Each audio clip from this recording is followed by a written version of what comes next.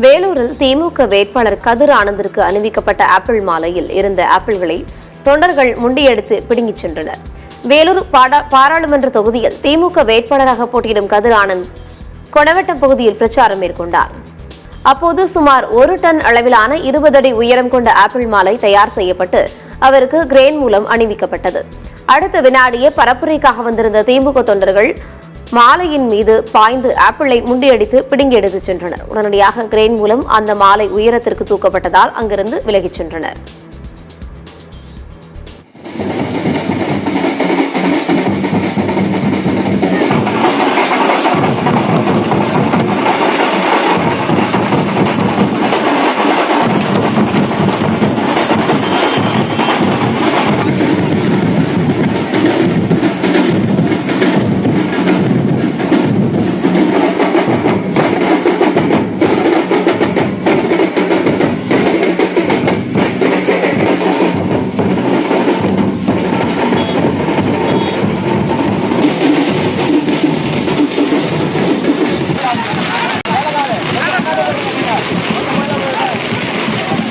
தாய்மார்களே, பெரியவர்களே, உதயசூரனுக்கு வாக்களியுங்கள் என்று